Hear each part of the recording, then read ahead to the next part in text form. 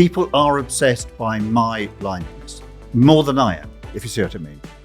So the hardest interviews to negotiate are when people are either afraid of mentioning it or they can't get past it. They can't see a person. One of the secrets of success is to put yourself in the other person's place and think what they're thinking, help them make the right decision. If you're a person from a particular type of background, if you're a person with a disability, you will have to work twice as hard as everyone else to be successful. Well, yes and no. Actually, the risk that somebody takes on you is when they give you a chance in employment. Once they've given you that chance, that's their part of the bargain. Your part of the bargain is then to apply yourself and work hard.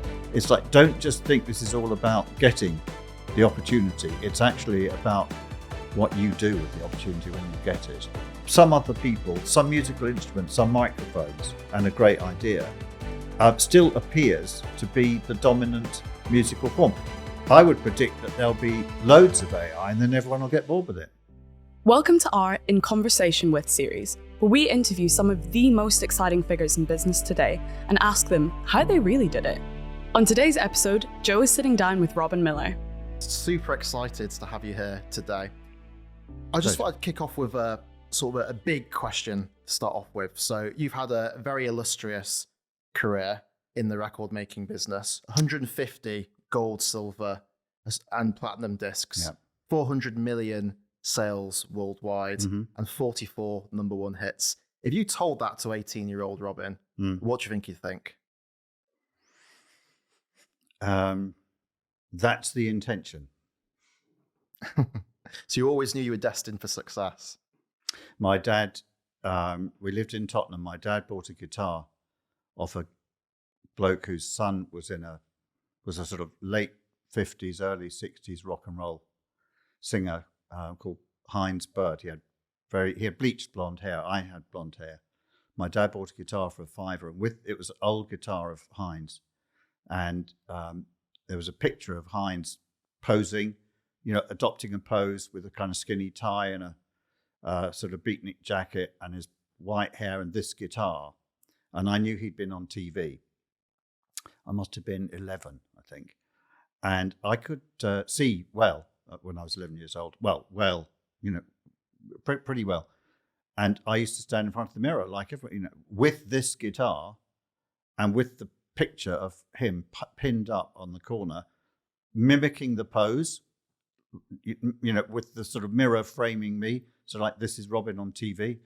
So actually I was pretty single-minded, and I got sidetracked by university.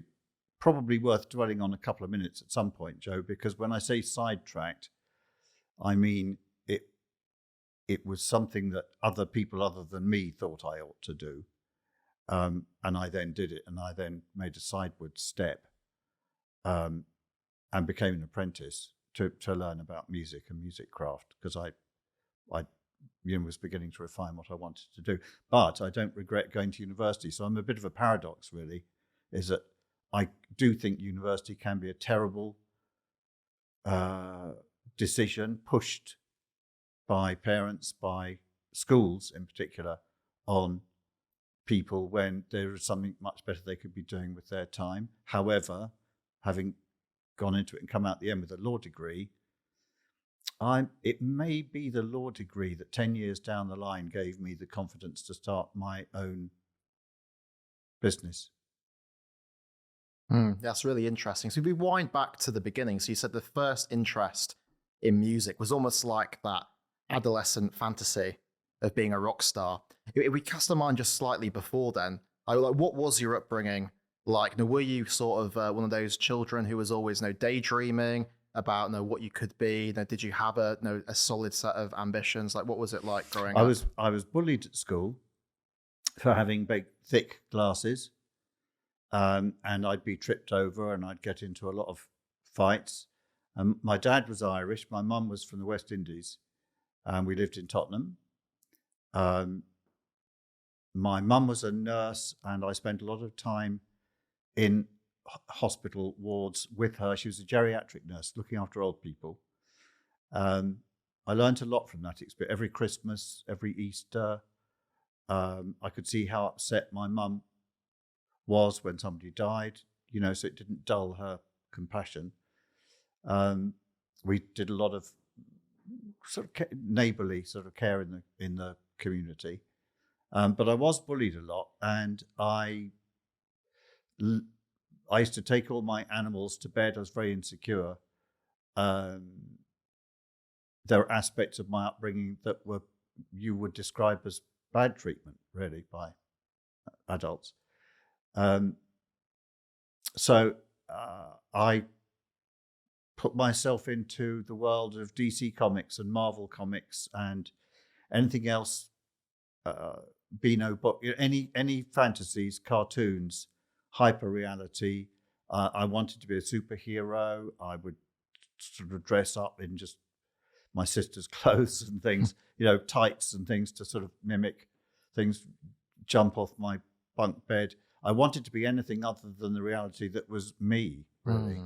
More than anything else. I was a very clever kid. That was, in a funny sort of way, it was a blessing and a curse. Because I was a clever kid, I was put up once when I was 7 to the year above. I was put up again when I was 10. So by the time I was 10 and a half, I was in a year full of 12-year-olds. So the bullying got worse. My dad, being Irish and being a guy who'd boxed for the army, made me join a boxing club from the age of 9 till I was 16. And to this day, I don't think I ever won a fight, Joe, because of course I could see in front of me, but it didn't take people long to work out that if you put in anything from the side or below or from above, I couldn't see it coming. Surely you must have landed a couple of punches there. But that's the point. I did. That's the point. And I learnt to start going forwards instead of coming back, and that if you could take a couple of hits, you could get one in on the way through. I didn't get knocked out a lot. I've got a good chin, definitely. But years later, when my dad was very old, I did sit with him and say, "Why did you do that?"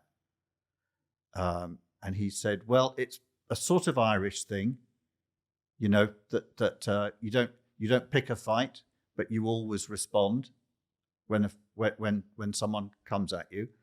And he said a really weird thing. He said, "I knew that as you got older, your eyesight would get worse and that you were going to get hurt, and I wanted to get you used to getting hurt." And I kind of went, "Ooh, really, Dad? Is that what they call tough love?" And he said, rightly or wrongly, that's how he saw it. And the only thing I would say about that, Joe, is that as I've gone through adult life, I've realized that it is better to have a philosophy and to work on it and home it and develop it rather than no philosophy. That philosophy involves how you treat other people, how you want to be treated, what your priorities are, what makes you relax, what makes you uptight. Are you giving enough compared to what you're getting? Exploding some myths. Thinking about the people I'm talking to today, there's a big myth about where they say, don't forget, if you're a person of color, if you're a person from a particular type of background, if you're a person with a disability, you will have to work twice as hard as everyone else to be successful.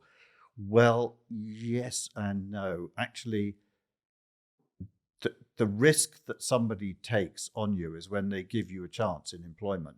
Once they've given you that chance, that's their part of the bargain. Your part of the bargain is then to apply yourself and work hard. And you'll be surprised to find that the people to your left and to your right, or at home, or working remotely, they're working harder than you think. So it's pretty difficult to work twice as hard as anyone except a pretty lazy person. So it's like, don't just think this is all about getting the opportunity. It's actually about what you do with the opportunity when you get it.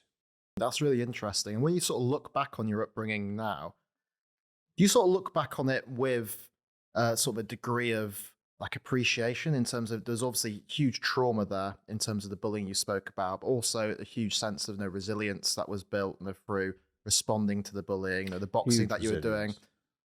resilience. Or do you look back on it and think, actually, that was a really difficult start and I wish I'd had it easier? Like, how do you view it looking back now?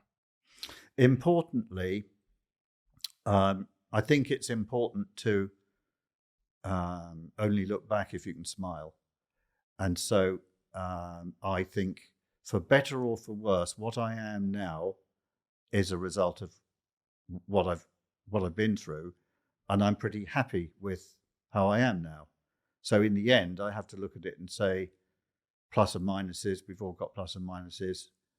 It all worked out. As I say, I think my big saving grace was that my mum was kind. She was very resilient. She wanted the best for me. I did get a scholarship to Cambridge University, which was a weird thing for me to walk into. Also, from the age of about 10, my mum put me into poetry reading, verse speaking, elocution lessons, singing lessons, and all the rest of it, because she was determined that if you had a really strong North London accent, which I did, it would hold me back. So she made a big effort to smooth it out, which is weird, really, when you think about it now. It's a funny thing that you would. It reminds me of old sitcoms on the TV now about how you speak. But overall, in the round, I just think it's not what you've got; it's what you do with it. I mean, I think there's no point in looking back resenting how you've got to where you are at 16 or 18 or 20 or 25 or 30. It is what it is. I'm not a great one for. I'm a great one for a cognitive approach to thinking about your life. I personally have managed not to feel that I've been scarred or held back, or still need to look back at events that happened when I was 8 or 6 even, or 10 or 13. They may have scarred me, but I don't refer to them all the time. It's more about how am I now, really? How am I now? Yeah, that's really interesting. And you said that your identity at school was defined by the way you looked, but also the fact that you were seen as someone who was intelligent as well. You accelerated through the school system. Yeah. And you made that application, studied law at university. Like, what inspired that? Like, presumably at that time... I have absolutely no idea, Joe. I had no say in it. It was like, you are clever enough to go to Cambridge. We get massive... It's still going on, this university obsession. It's still going on. Remember, it was a bit more extreme then because so much fewer people went to university as a percentage. But it's still going on now. You've got, obsession. My mum didn't go to university. The school wanted the accolade of being able to write on their prospectus, however they do it, Parents like their kids to go to schools where people get into good universities. So they were going to push me. I was told what college to apply for. I was told that I would study law. Once again, my dad, in his wisdom, said, I don't mind if you pursue music, but I want you to finish this law degree first. And once again, later on, when I was just chatting to him, and he said, oh, yes, I always thought the law was a good idea because I wanted you to have something to fall back on if the music didn't work out. And I really said to him, you should have talked to me in that way about it at the time, because actually law, which involves a huge amount of reading, was a stupid thing for someone who was going blind to do. And actually, once I decided that by the time I was 22, 23, I had learned music, later, after the guitar thing. I'd done piano lessons, I'd done singing lessons, so I could read music. But I realized that was going to be a diminishing asset to Robin's arsenal of things, like eyesight. So I decided that I should move away from sight reading, i.e. sort of classical music, anything like that, which I wasn't good enough to do anyway, except maybe in a sort of third-rate, orchestra, towards sound, listening, playing by ear, working. And I sort of went backwards and forwards. I mean, when I did learn to become a sound engineer, I did do a proper course of music arranging at a university in Paris, because a little bit of me still felt and still feels today that if you run out of inspiration, you need a craft to fall back on. You do need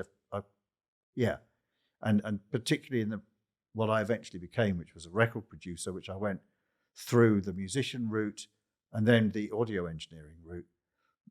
I felt that a bit like the Beatles, you wanted the producer to be the person who could do everything that you dreamed of as the musician.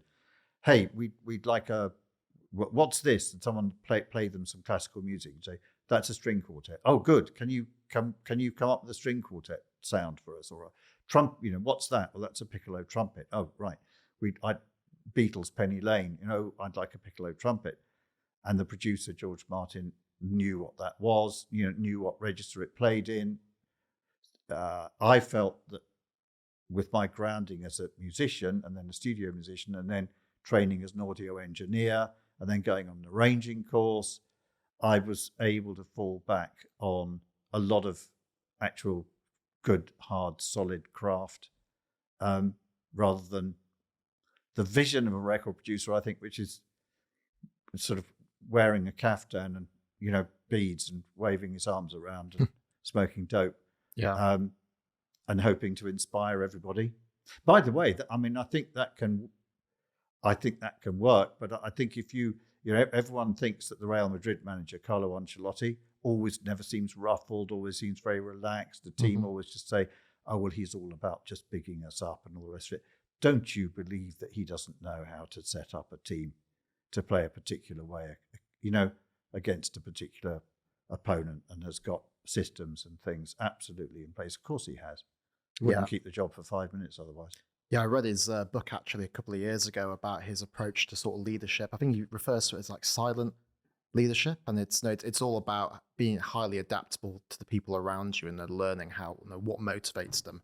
Yeah, fundamentally, a huge concentration on human beings rather than abstract systems. It's interesting that we did that. We did that during COVID. We made a conscious decision as a business during COVID to obsess on staff welfare and morale, and sort of let all the things that were going to affect how much money came in, which was sort of out of our control. Venues were shut, everything was shut down. We just obsessed on making sure that the people were all right, not in a kind of what's the word? Not like sort of Mother Teresa. Obviously we genuinely cared about them, but we just decided that this was the worst possible imaginable catastrophe. As soon as COVID started, I completely changed my reading, and I read only books written in the Second World War, Spanish Civil War, First World War, about civilian life, about what it's like to be a person when 20 people in your street die, when your own brother dies, when both your grandparents die and you can't see them, all the real stuff that was going on. We completely obsessed on that. And actually, in the Ancelotti Real Madrid, we slammed it. We won 5-0. We had fantastic results during that time. Looking back, a lot of people will be listening to this and thinking, you took some huge lessons out of that experience of going from a state school in North London to Cambridge University. You were pushed into a degree, which was difficult for anyone, let alone in the position you were in. Like, I had a reading speed of a 5-year-old by then. Yeah, just a lot of people will be looking at this and just thinking, how did you survive and get through your degree in that situation? Like, for instance, I was one of the first people in my family to go to Oxford. I came from a state school, and I found it a really struggle a massive struggle to adapt. Like, how was it even possible for you to do something like that? Well, partly I was lucky because the summer before I went to Cambridge, I'd never met a rich person before, never, not consciously, apart from a couple of crank faith healers that my mother insisted on taking me to. They seemed to be making a lot of money out of other people's misfortune. But in the summer, I went to a sort of garden party thing, and someone said, "Oh, you've got to meet this guy. He's going to Cambridge." So I said, "Oh, hello." He was a bit offhand. I found out he'd gone to Eton, same school as Boris Johnson. And I said, "Oh, well, if you're going up to Cambridge, maybe we should exchange, what college are you at, etc., because maybe we'll hang out." And he said, "Oh, I don't think that." I mean, I'm not going to imitate his voice because it's not polite. But, he said, "Oh, I don't think that'll be necessary. There are 24 of us going up from my school this year." And I realized he had no interest in mingling with me because I didn't talk like he did and because I wasn't from his background. And he wasn't going to need people from another background. And if you read the last 2 or 3 books that have been written about that whole Eton crew, who basically took over Britain 25, 30 years later, you'll realize. Now, so I realized almost before I went, okay, it's a them and us. It's a them and us. The really disastrous thing, Joe, I don't know whether this happened in Oxford, but it was a 3-way them and us, because there were the state school curmudgeonly left-wing boys like me and girls like me, and then there were the posh, privileged, very rich, like the guy that I'd met, and they wanted nothing to do with one another. But so I thought, well, I'm okay because I'm on the right side as far as I'm concerned. I don't want to hang out with them either.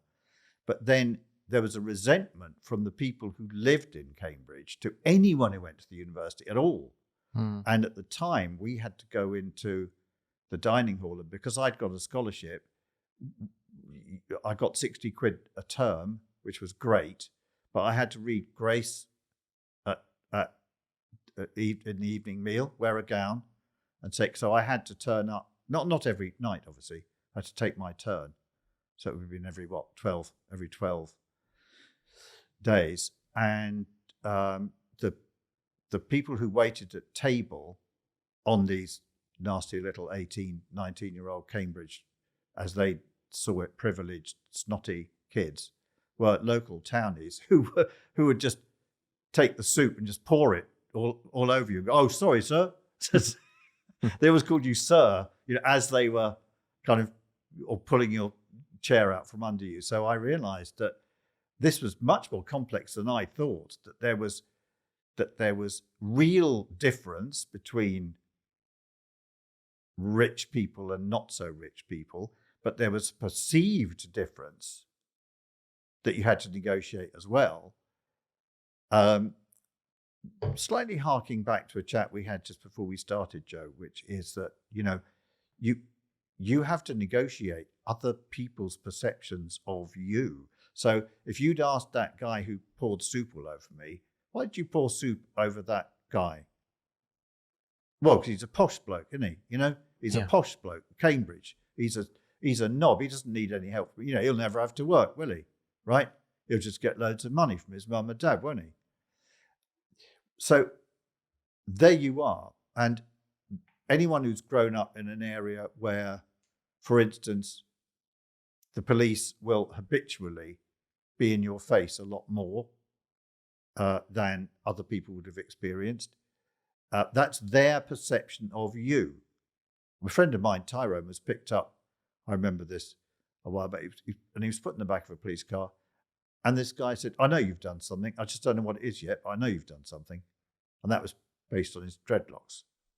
So you have to negotiate sometimes the difference between your own perception of what you are and the fact that people outside your immediate area will make assumptions will make huge assumptions about you.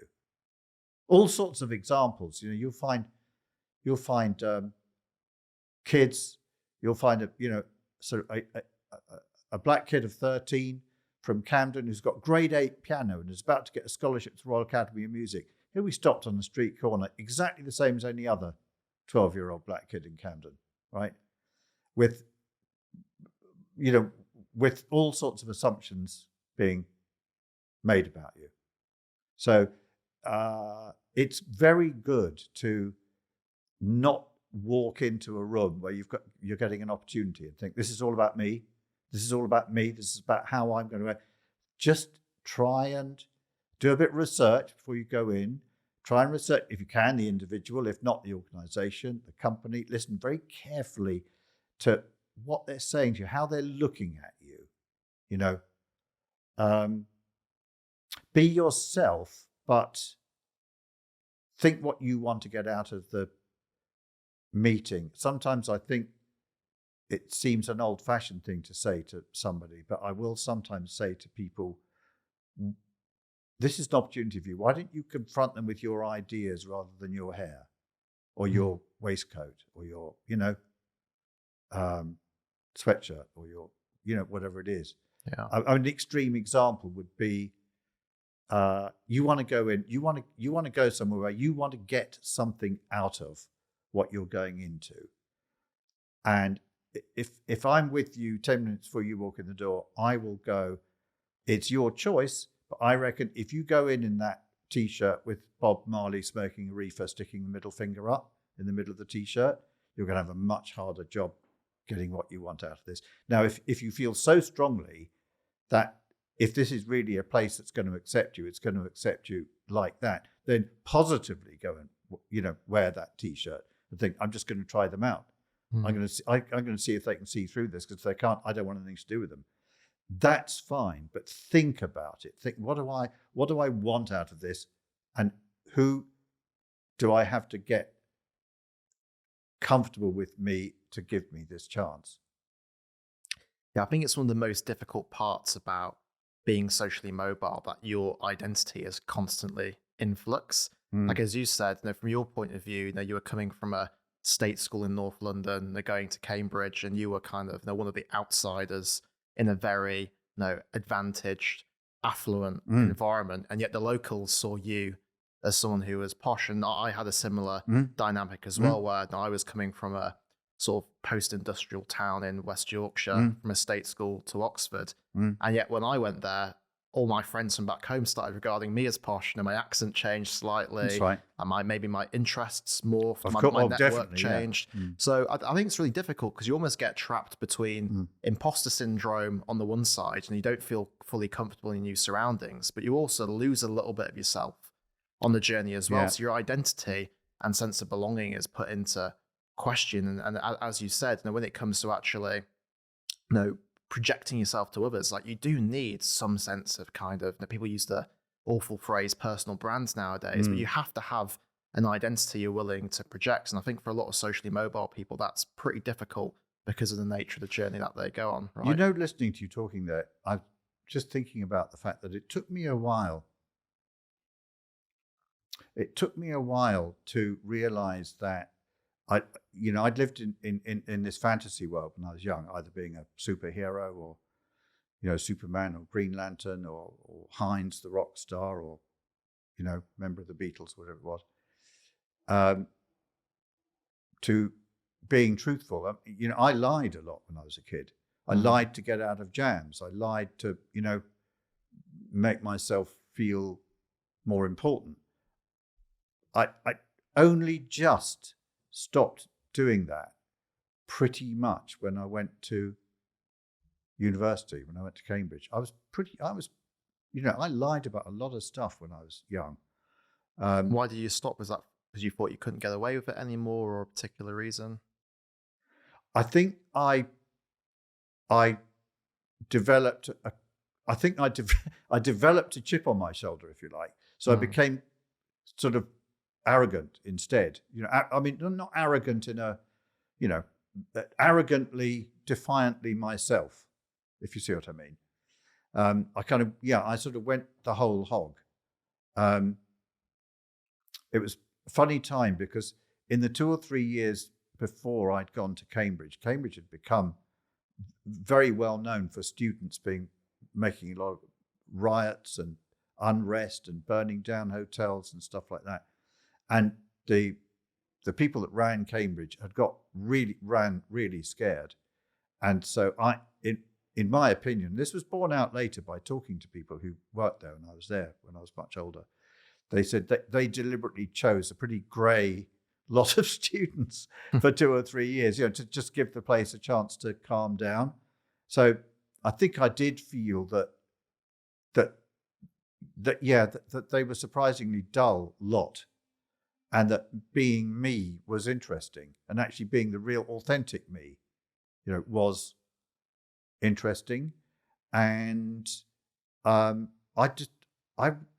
realized I preferred it. I didn't have to worry about which lie I told to which person, and which, having to remember who I'd told what make-believe story to. It was make-believe. It is lying. It was where fantasy and make-believe would get. If I didn't fancy telling somebody what was, I don't know, anything, what my house was like, what car my dad drove, I'd just make it up. Oh, he drives a Jag. And then and my dad would say, "Shall I come and pick you up from school?" And I go, "Oh my God, no, you can't pick me up from school because everyone thinks you drive a Jag." Stuff like that. And when I got to university, I just decided I quite fancied being authentic, being really authentic. And by that time, I was a pretty decent guitar player. I was a cool looking dude. I'd gone in on a scholarship, which was, a bit special. So I started I would call it arrogance. I would say it's an interesting journey that I had to go from make-believe, which is insecurity and lack of self-confidence, to loads of self-confidence, loads of it. Oh. So you graduated from Cambridge with a master's degree. Yeah. And rather than going into the city, going work for solicitors, you go and work for Polydor Records. Yeah. Was that a big decision at the time, or did you know that was always a direction you wanted to go in? I wanted to work in music, and about 25 years ago, when I went to a Cambridge fundraising, I've always tried to help raise money for my college because I think it gave me a lot. The guy that was one of the teachers there at the time said, we were all absolutely furious, when you wrote off to all those music companies. I wrote to about 30, 35 record companies. And I got one interview. And I thought, my God, it's hard to get a job in the record business. And they said, well, we know why you didn't get more than one interview. Firstly, they were actually prejudiced against you because you'd gone to Cambridge. And that's still the case, I think, in certain, business, but more and more businesses, I think. Once again, the preconception, he goes to Cambridge, he's snotty, he doesn't need a job, he won't fit in. But also because I had been, in quotes, stupid enough to say that I had bad eyesight. Anyway, I got one interview, I didn't get the job. So Polydor was in my second list of people, and I didn't mention my disability, and I sent off 5 or 6 letters and got 5 or 6 interviews with catastrophic results, of course, because I got the job in a royalty department, which is calculating how much money has to go to the person who wrote the song, the person who sang the song, how much is kept by the record company. And after less than an hour of, looking at numbers, my eyes just started to sort of glaze over. So I started making mistakes. I got into trouble. And I then went back to the default Robin. I couldn't take it anymore. I just didn't have I was ashamed of being disabled. I was ashamed of my disability, and because it had become a lot more pronounced in my eyesight sort of flatlines for a long time. Then it goes a sudden dip in the course of weeks or a couple of months. Then it flatlines at that stage. But anyway, it had got worse, and so I fell back on lying, of course, the way Robin used to. Thought I'd grown out of it probably, and I went in and I said, "Oh, I've been left some money by my aunt, so I'm going to go travelling for a year." I couldn't sit down and say, "Listen, I could do with, some adaptive technology or something," which of course now is exactly what I do, exactly what I tell everyone to do. I'd also tell them to be, I'd also urge people to look at that statistic, which says here we are in 2023, 8 out of 10 people with a hidden disability, that could be everything from deafness to Crohn's to neural diversity to dyslexia, dyspraxia, irritable bowel syndrome, epilepsy. 8 out of 10 people choose not to tell their employer or their colleagues, still, because they think it will adversely damage their future. I can't really tell you whether they're right or wrong, Joe. Yeah, it's interesting though, because you spoke about your time at school and the bullying you went through because of the way you looked, for instance, and everyone knows that kids are mean, right? And kids can be brutal. But you're saying that even when you went into the record industry and they had the validation of having a master's degree from Cambridge, you still think people saw you through the prism of disability rather than the huge talent you must have had to defy such insurmountable odds to even get to that point. Yeah, I do think you ask a wheelchair user, you ask a person with dark glasses and a white cane, you ask a person of colour, you ask a woman whether you think people don't notice and judge you, and they'll all say, "Of course they do. Of course they do. You can't." Maybe not always accurately, but of course they do. Yeah. Other people. I mean, I'm not obsessed by my blindness, but other people certainly are. Why do you think that is? No idea. I have absolutely no idea because I can't look at myself from the outside in. I don't know, and I don't think it's. I don't think that everyone looks at it the same way. By the way, I think some of them look at it with pity. Some of them look with compassion. Some look with admiration. Some look. Here's an interesting thing. How you can't put yourself in other people's shoes. I've been completely blind now for 35 years. Mm-hmm. So I've been practicing being blind 18 hours a day for 35 years.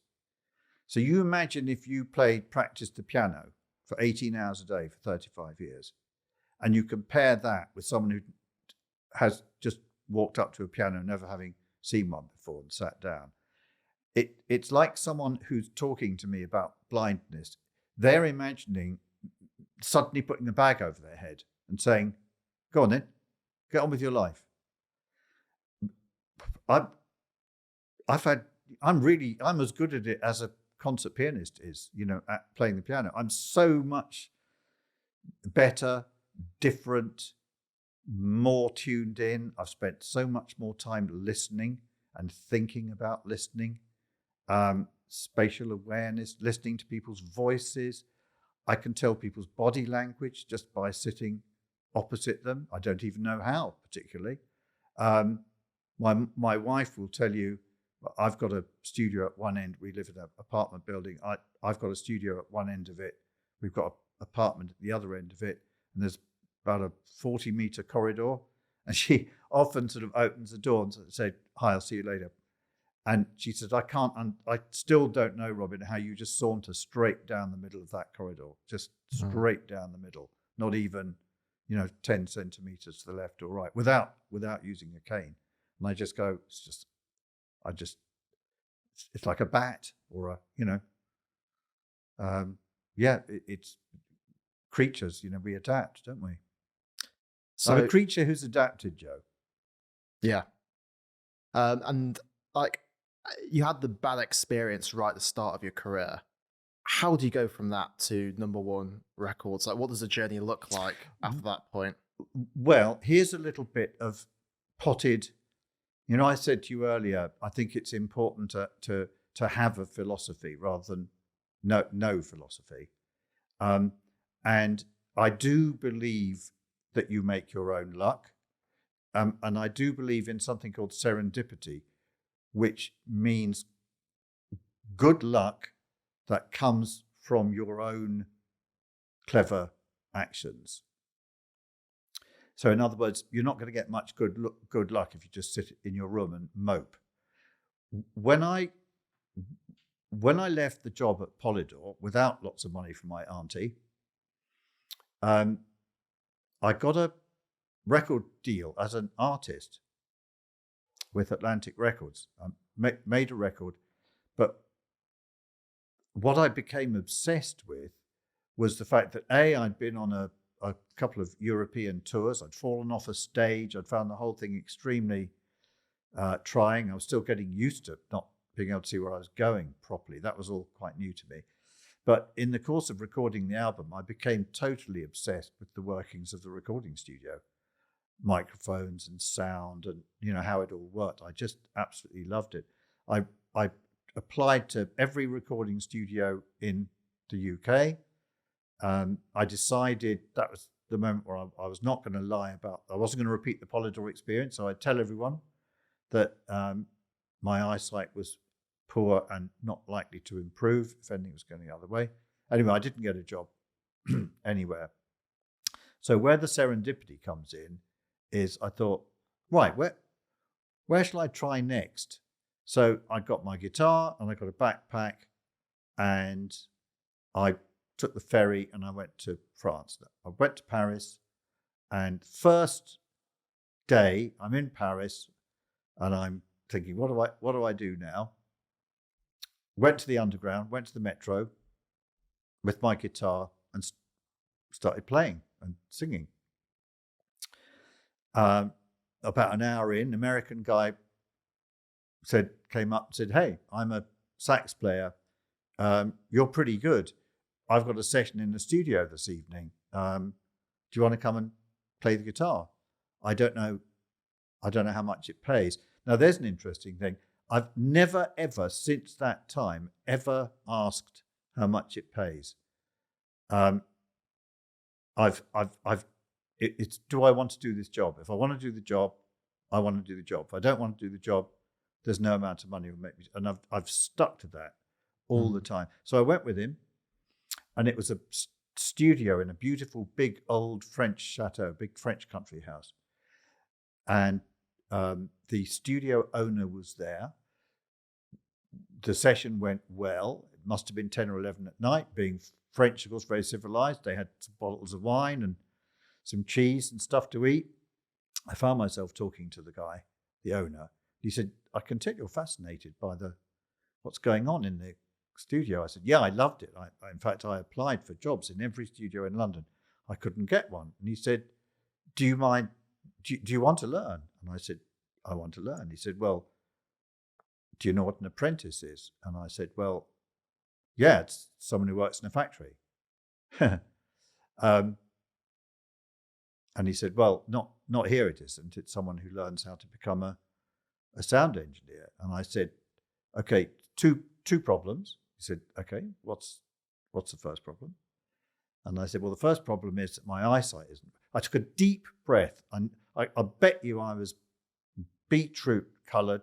Probably my hands were shaking, and it was like, this is it. And by the way, I can remember this, Joe. Like, I mean, I could draw, you know what I mean, where we were all sitting. And I said, "My eyesight's not very good, and I'm a bit concerned that if I'm setting up a mic, I might knock it over, or I might not be able to see all the. And he just went, "Oh, we can work around that. That won't be a problem." 40 years later, I would say to any employer, who is frightened of taking that risk, on somebody, just that one sentence. Oh, that's all right. Don't worry. We'll work.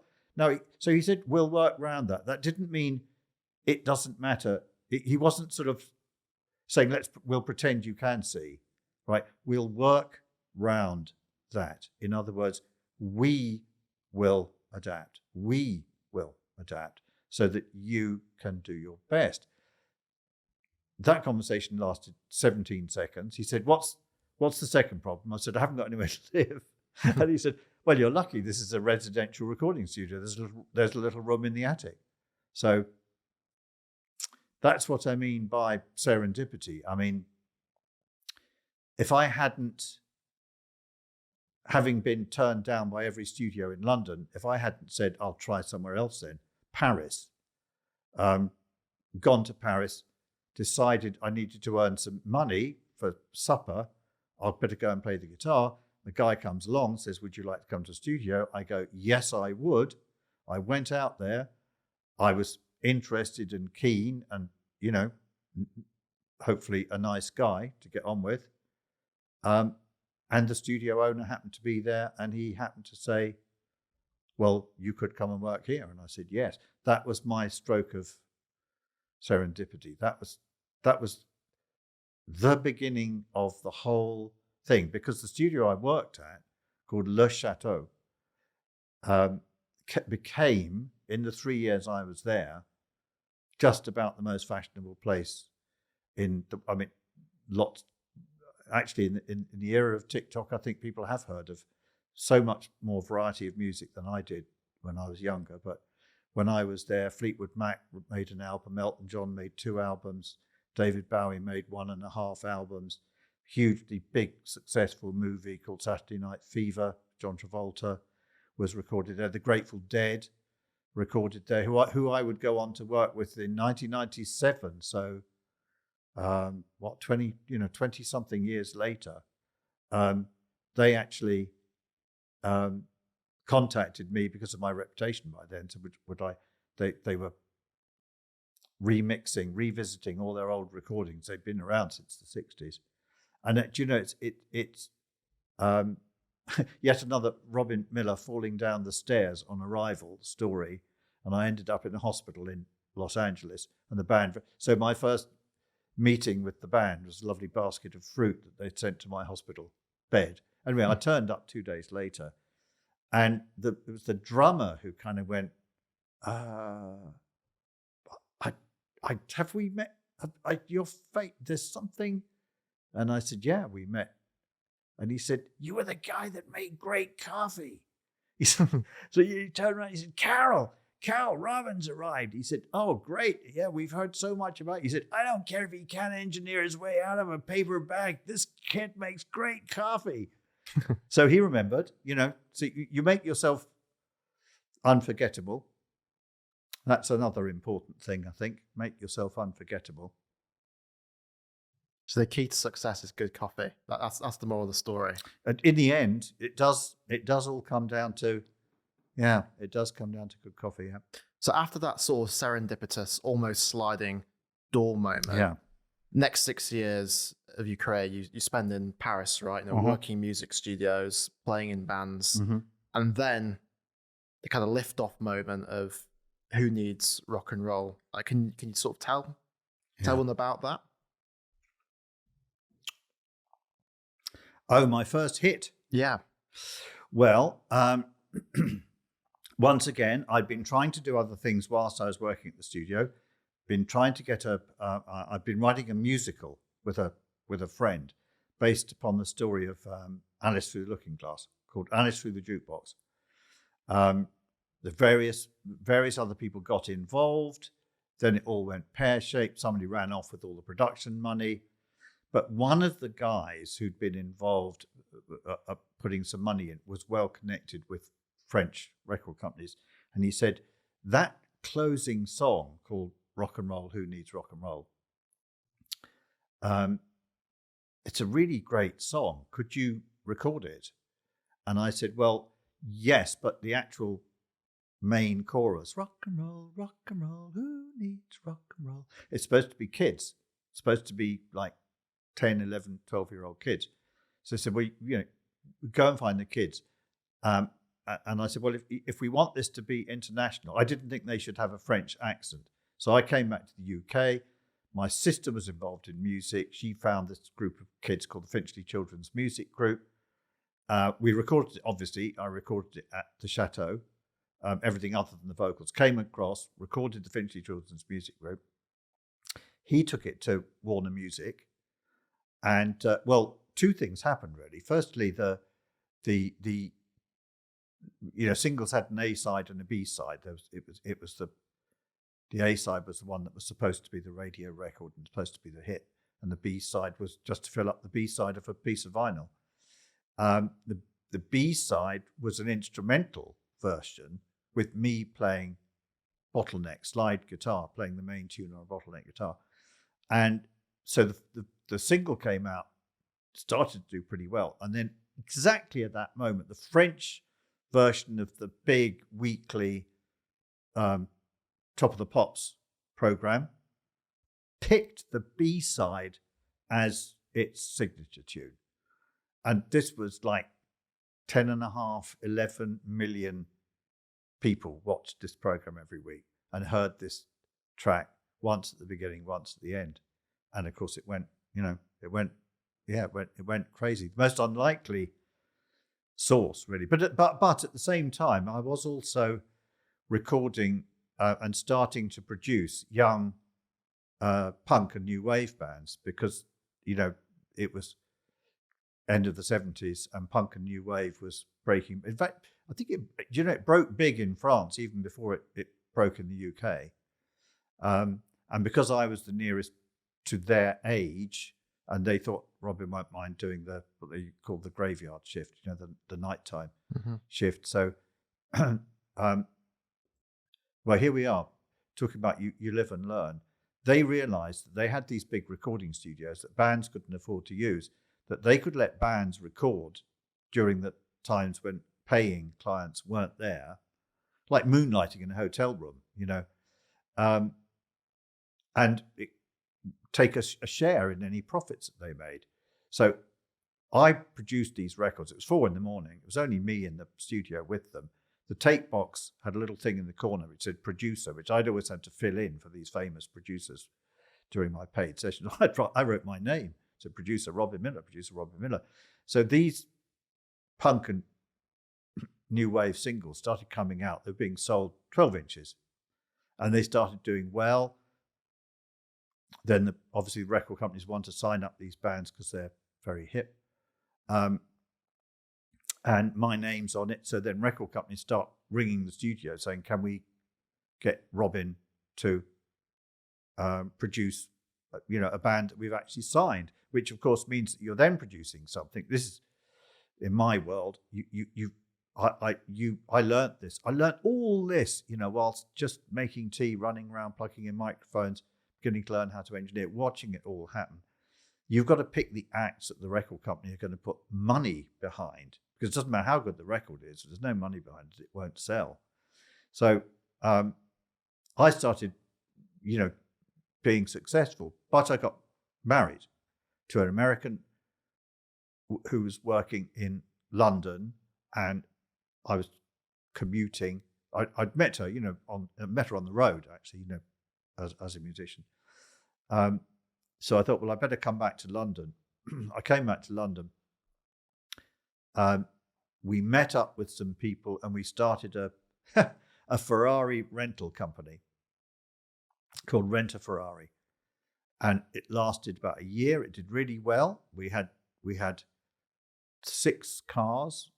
Then we had an office in Bern, and then an office in Nice in the south of France. And then about 3 months later, we were raided in our London office by a special branch. It turned out all the cars were stolen. None of the cars were insured. We were all hauled off to Brixton. my wife and I got off. 2 others were sentenced, to quite long sentences in Brixton. So that was sort of my first starting a business idea. But I then I then decided I would try and get a studio together because I thought I really liked this idea. So the studio was really a means to an end. So there's a very long story of prejudice and disability prejudice on trying to raise finance, which that was when it really hit me first. No one wanted to lend money to a blind man. Nobody, Joe. Nobody.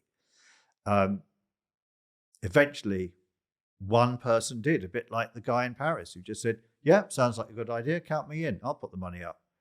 So he did. And exactly the same thing happened. Was that we got the studios. I took on apprentices, of course, because I wanted to follow. And I'm still working in the apprentice landscape. I'm still involved with apprenticeships and skills 50 years later, 40 years after that, because I believe in them, and I believe in skills training. And when I started that studio, I took the first 2 apprentices I took on.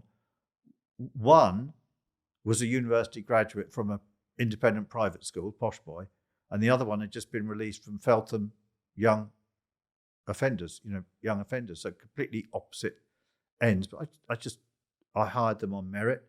They both went on to have very successful careers. But I used the same business model as the French people. In other words, any spare time, because remember, I was hiring out the studio to other producers and record companies. So it wasn't like I was in there all day working the controls. A lot of the time I was hanging around and in the office. So the first band, once again, serendipity, I was approached by the Chilean Solidarity campaign to try to raise awareness of what was happening in Chile under General Pinochet. And so I said, you could make a charity record in my, no one really heard of charity records, make a charity record in my studio. And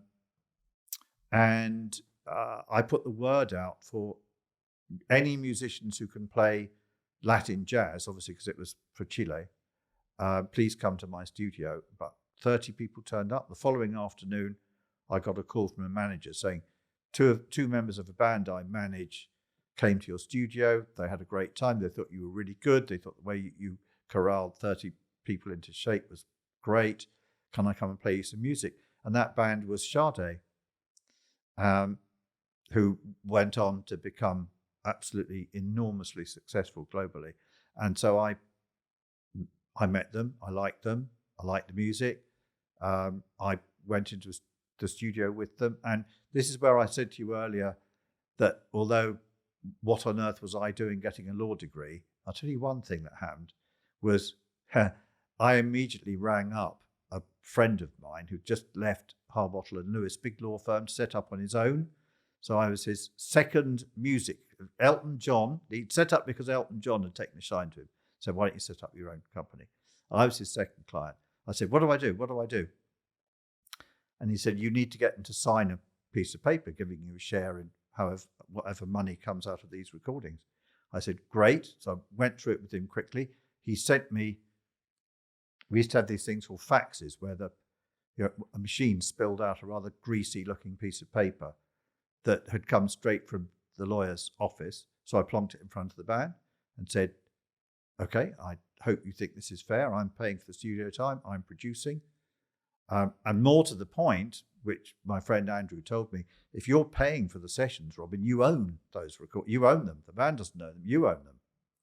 So I got it all signed up. And yeah, sort of using that role, that business model, which is one, in a way, I've used that idea of I'll do this for you, you do that for me, quite an old fashioned, a barter.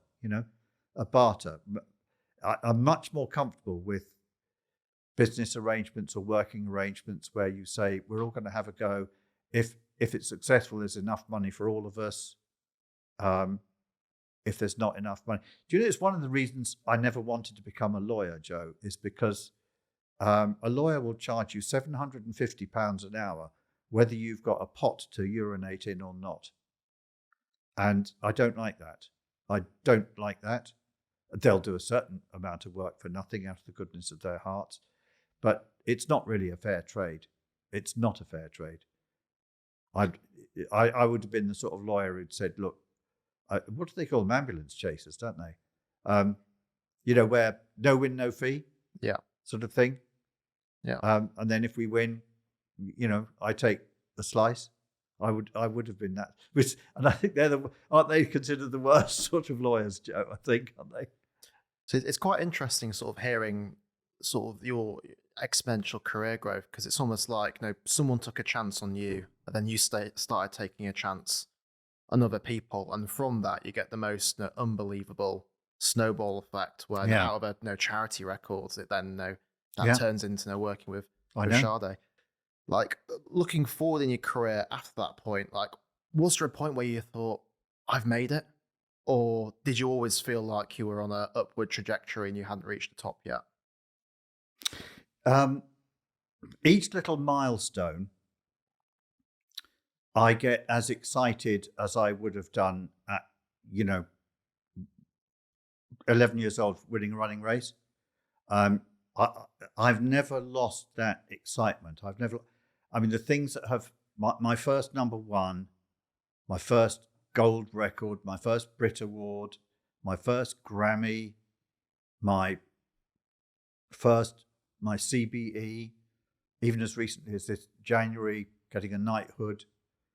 I get excited by those things. Appearing on the BBC TV program called Desert Island Discs, I was running around punching the air. I don't really believe people who get to the point where they're supposed to take all that in their stride. I got that letter from the Prime Minister's office saying, you're going to be made Sir Robin Millar. I went to bed. I was jiggling my toes around in my bed like a kid, going, this is absolutely amazing. Getting up the following morning, walking around my apartment, sort of trying it on, like the way you sort of try on a gold medal. You always hear Olympic athletes, don't you, when they're always interviewed like 5 days after their Olympics. They say, have you got it with you? And they say, of course I've got it with you. I've slept with it. If you can't continue to feel the joy of these achievements, but in terms of, have I made it? No, I'm very competitive. I'm very no successful, because I'm a business person. Remember, I'm a creative animal. Yes, I'm a decent record producer, but I'm a deal maker, and now I'm always chasing the deal. There's always another deal. So it's not like I've got a set of goals, because I don't think I ever did have a set of goals. I think you can only really get lost if you think you knew where you were going.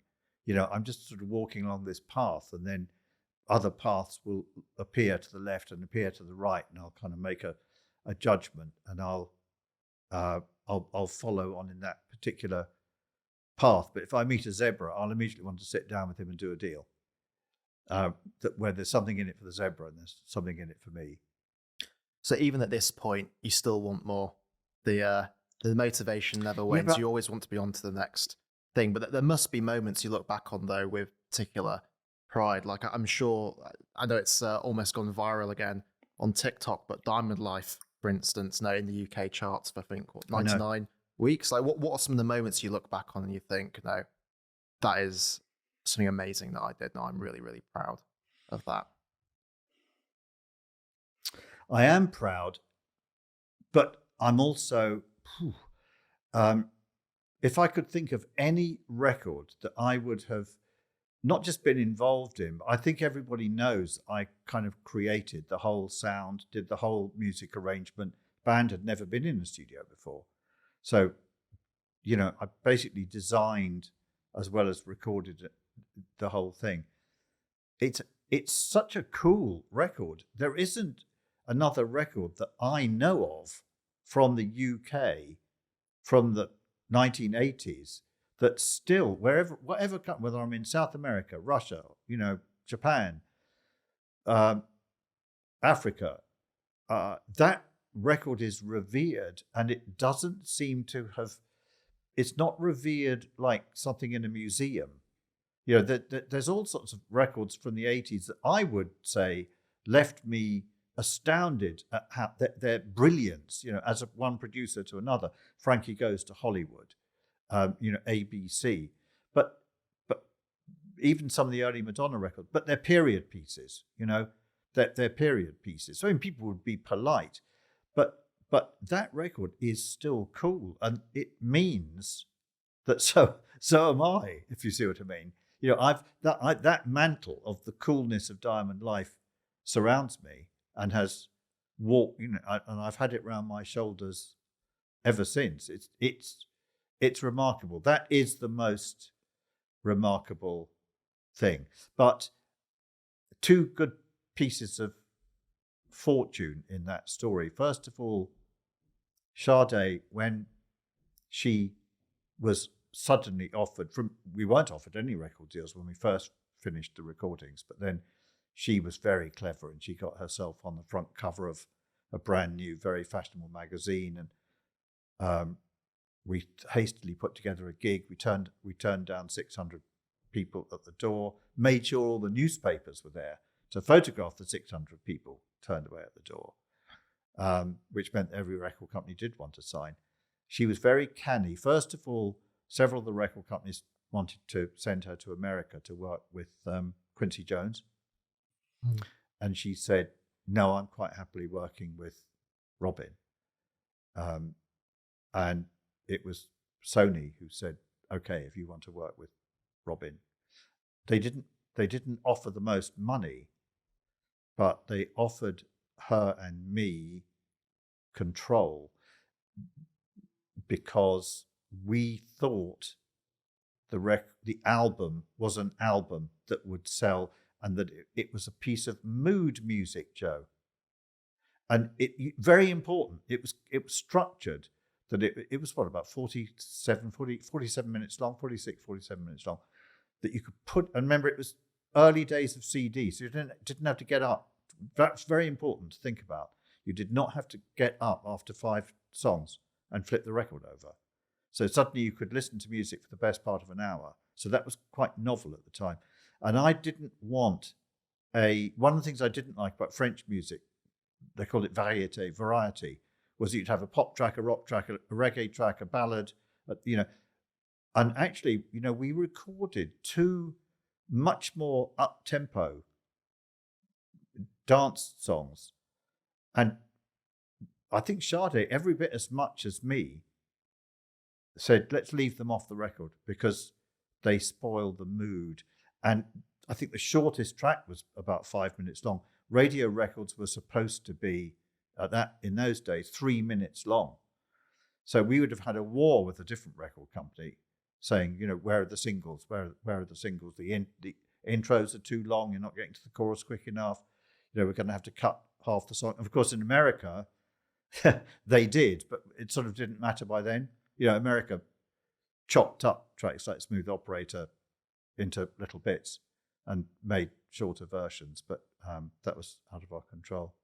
So, and presumably that also came down to the fact that because you'd had an unorthodox journey to that point, you were more willing, I presume, to embrace the individuality of the way that she wanted to do things versus your conventional record producer, right? Well, she taught me a lot. Because although she worked hard in the studio, every minute that she wasn't doing a vocal, she'd brought all the people from the record company in to the studio to listen to the work in progress. Every photo, she drew the pencil lines, crop it there, crop it there. She restricted, they were only allowed to use 4 images of her throughout the entire campaign. She had a friend, Jean-Paul Gaultier, who'd been a student with her at Central, and he was just becoming, very, very fashionable. And she got him to lend her a bolero top for a video. video, remember, was MTV was just getting huge. And this was 6 weeks before it was going to appear on the catwalk in Paris. And of course, that got talked about. So she was getting talked about. She was managing her image. She was managing her appearance. There were millions of, I think, men and women, boys and girls, fascinated and, by her. The fact that the tracks were kind of smooth and jazzy in the middle of all this early 80s, beatbox, drum machine, synth, pop. I remember I was working with a guy called Tom Robinson when the first single came out, was on Top of the Pops the first time. He came downstairs and said, "Oh, you missed it, Robert, you missed it." He said it was like an oasis of calm in the middle of all these, kind of typical synth pop looking guys. There was this woman just looking like a princess from, another world, just singing this beautiful song. I like looking at like where you are now. Like you're one of the most well-respected, well-known producers in the Someone music told me industry. on Saturday I'm famous, Joe. I don't believe that. But yeah, and you've got an incredible network of people you've worked with, spanning not just across music but across business as well. You've been recognised with not only an honour but a knighthood. Like, what does it feel like now to be someone who has that kind of network when at the start of your journey, you mentioned that you grew up in Tottenham and you went to a state school, you came to Cambridge, unlike that boy from Eton, not really knowing anyone. Like, what does it feel like now to have probably one of the most unparalleled networks out of anyone in the UK? I want to use it now, but I'm still trying to work out how to use it. I'm very involved in pushing for accessibility in skills training and apprenticeships. I don't believe the government. I want to be in the room, Joe. If I can use my position, it's because when the Department for Education discuss whatever their version of levelling up is, I want to be at the table to set them right if they're wrong. I want to be in the boardroom at BT or Barclays or HSBC when they're thinking that they might want to be a more diverse workforce, but they don't really know, that they're afraid, they're awkward, and then it might adversely affect their business. Because I think me sitting there going, well, look at me, I'm disabled. I came up via a very weird route. Would you have any problem, with me working for? Would you think I was inadequate in some way? So I don't want any more hit records. I do want to make a small incremental check. Can I use an audio reference here, Joe? Yep. Okay. Go on. People talk about, and in fact, we've got several very accomplished people who know their way around audio doing this podcast. When people talk about moving the needle, the needle only moves when someone's shouting. The minute you stop shouting, the needle goes straight back to zero or to its hard stop on the left, right? I haven't got the energy to do that. And in fact, it's pointless. I want to make small but irreversible changes to the likelihood of better decisions being made by people from 15 up to mid-20s, better informed decisions about, is university right for me? Is skills training, do I go straight into an apprenticeship at 16? Do I do these new T-level things, which seem to be halfway between A-levels and T-levels? What are they? I'm working very hard to try to simplify the skills landscape because I think it's very bewildering. I think there are something like 1,250 different kind of skills related qualifications. You know, BTEC, City and Guilds, all these various things. I think people end up at university because it's the only route that if you want to go to Bristol, you apply to Bristol. If you want to go to Exeter, you apply to Exeter. If you're interested in geography, you can do geography. But it's not a means to an end, is it, Joe? It's just, it's a beginning, a middle, and then what? Then what? So you come out of your university and you will have gone to that university interview with your mum or your dad, and you'll have sat there and the person will have said, we're so proud of our students who go into careers as diverse as hospital management, the police, blah, blah, blah. And you think, hang on, Dad, I thought I'm here to do history of art. So I do feel very strongly that people are getting lazy decisions. I saw the Newham Sixth Form College prospectus last summer. There were 166 pages about university entrance, and then page 167, it said, if you're interested in apprenticeships, go and speak to Mrs. Rabaya. That was it. So that's my mission now, really, is that I don't think university is right for everybody. It's probably still right for the posh boy from Eton, for whom I've got nothing against, by the way, at all. It may be right because what's then going to happen next is already mapped out.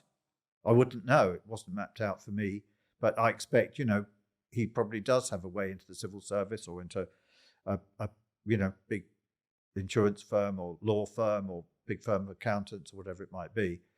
And I don't think you can still have adventures. It's very important to have adventure. I mean, all the things I've done, they've been adventures of one type or another. And an apprenticeship is an adventure. Plus, you can afford to go glamping at Glastonbury rather than be an impoverished student and not being able to even afford the tent. So I think that's my big. If I want to use the position, the contacts I've got, I'm still working out how to do it. By the way, I'm still not certain. I'm still taking my own advice, which is try to imagine the person that you're about to approach, Robin. What do you think they will want? Remember, they're thinking about them. They're not thinking about you. They'll pay lip service to you. They'll make the right noises about giving opportunities to young people. But at its most cynical, I would define it like this. I have got access to government ministers now. Government ministers never know whether they are going to be there for 3 weeks, 3 months, or 2 years. During that time, politicians want on their CV, they want achievements. So, for instance, I was involved in creating an amazing place in east of East London in Thurrock called the Backstage Centre. And it's a training centre for offstage skills, lighting, electricity, sound, recording, front of house, gatekeeping, venue management, etc. I found a junior minister, befriended him and said, we can do this, just need a bit of help from the government. And he said, how quickly can you start? And I said, I'll tell you what, I won't give you his name. I said, I'll tell you what, I can guarantee. I said, do you think you'll still be in this job at Christmas? He said, yeah. And I said, in that case, there'll be a photo opportunity of you, me, half a dozen students. That made his eyes light up. They love being photographed with young people, right? With you putting your foot on a spade into the ground, that you're turning over the first piece of turf for what will become the Backstage Centre. Ka-jing. Ka-jing. The money came through the following day. I know for a fact that on that guy's, if you look up that guy's Wikipedia page, it won't actually have that photograph, but it'll say that he was, responsible for the turning of the turf of what became the Backstage Centre. So yeah, I've still got to sort of work out how to. So I want to make small incremental change. I'd like to see the statistics on people with disabilities in work, geographical levelling up. By the way, levelling up, it's not geographical, it's political. It should be geographical. It should genuinely be about where is it the most hard. Accessibility, it's supposing you're in a rural area and you want to be an apprentice, and the nearest place that you can actually go and do that is 80 miles away. How can you afford to get there? What are you going to live on when you get there? So yeah, little small amounts of irreversible change. Doesn't sound much, does it really? But yeah, shaving a point off a more diverse. Well, see, I believe we've got a lot of work to do, a lot of catching up to do. I think Brexit has been a massive disaster. Remember that I was able to get on a ferry, go to France, get a job the next day, move in and just start working, Joe. No questions asked. I couldn't do that now. I'm a foreigner now. All those opportunities, that specific opportunity would not be open to me now. I'd have a 3-month visa, then I'd have to go home. I've got friends, Spanish friends in audio who were basically chucked out last year. They've paid tax in the UK for 12 years. They've been chucked out. So we've got a huge amount of lost opportunity. Our productivity is rubbish in Europe, and compared with everyone else, and it's because we don't fish from the biggest talent pool. We've actually got. I mean, Joe, one of the things that you do learn after 3 years at Cambridge is that you are not with the 0.3% of most intelligent people in the country. Actually, some of them who went to very posh schools, had private scholarships to Cambridge, really weren't very intelligent at all. And so the country's missing out because there are people all over the place from every kind of area, estate, country, village, island, northwest, southeast, Wales, East Anglia, that we should be, grabbing, taking advantage of, giving opportunities to, and using to get the best people. We can't compete otherwise. Yeah, so... Sorry, Joe, I'm just going to cut you off here. We're a little bit tight on time, so if you're able to go towards final questions. Yeah. Sure. You're just thinking about the editing you're going to have to do.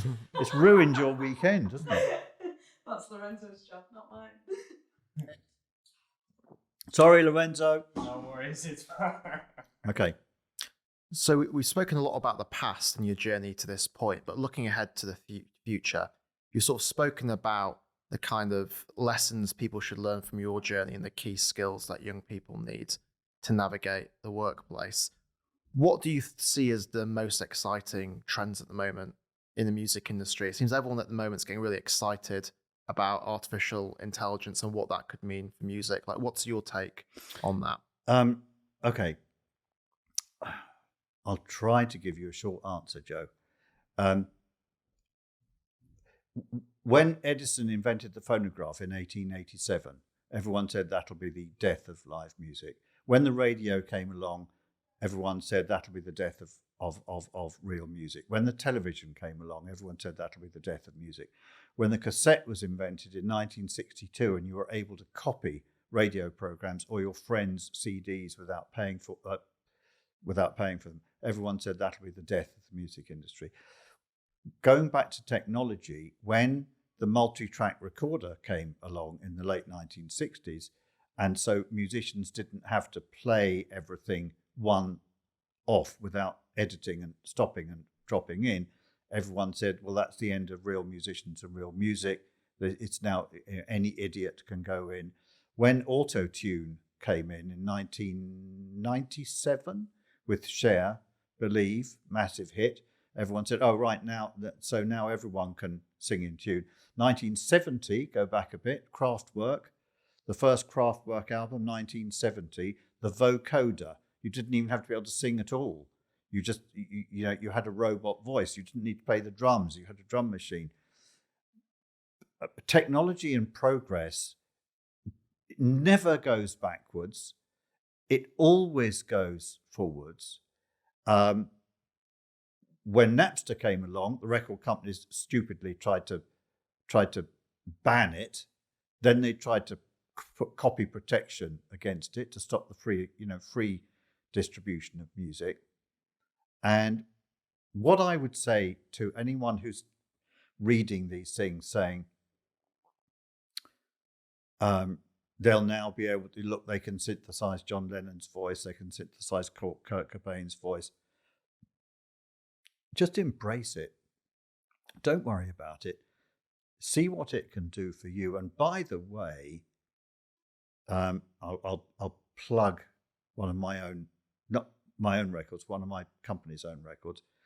Go and buy the new Boy Genius record and listen to, I think there's a track called Sorry, I'm So Sorry, Emily.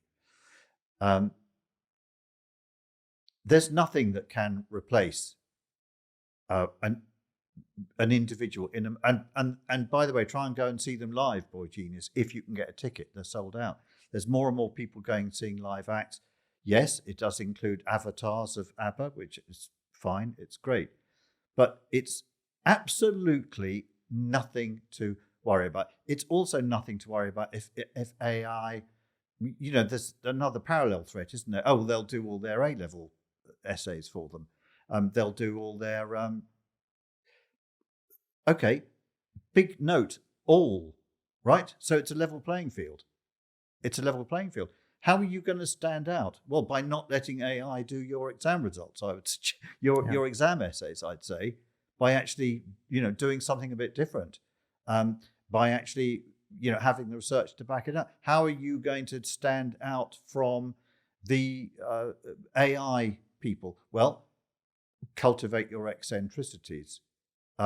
Have your own awkward, intense, individual, emotional way of singing, and don't be afraid to go out on stage and play it. You have nothing to fear from AI at all. But it's exciting though, because it's, it is like auto-tune, like the drum machine and stuff. Drum machine gave us disco, which gave us two-step, which gave us, the ability to copy and edit gave us hip hop. It's great. So we've already seen AI versions of Drake and Kanye West songs go viral on TikTok. Yeah. If you were making a prediction, how long do you think it's going to be until we get a fully AI created #1 record in the UK? Soon, and loads of them. Yeah, soon and loads of them. But it's only one part of the marketplace. Do you think the future of the music industry is going to look fundamentally different in 10 years' time? If you listen to look at the really, really, really, really biggest now artists in the world, right? Like them or loathe them: Adele, Ed Sheeran, Taylor Swift. There's no obvious auto-tune, in there, except on the odd gimmicky, track for a reason. Those records still sound like they could have been made 30 years ago, 40 years ago. A person, some other people, some musical instruments, some microphones, and a great idea, still appears to be the dominant musical form. You mentioned TikTok. Well, TikTok's a perfect opportunity. It could now be completely swamped with nothing but AI. But as you've said, it's Kate Bush, Fleetwood Mac, Sade. The consumers will decide. Journalists won't decide. Business people won't. The consumers will decide what they like. So, it's really nothing to. But yeah, I would predict that there'll be loads of AI, and then everyone will get bored with it. I mean, the people doing it will get bored with it because it's a different, or it'll attract different people, if you like. I don't think Adele or Taylor Swift or Boy Genius would have any interest in AI now or in the future if you met them. they're technophobes. I mean, do not go on a long journey in a car with a really, really good singer-songwriter. You will probably die. They're dreaming and staring out the window. They're not looking at the road or, what's happening inside the car at all.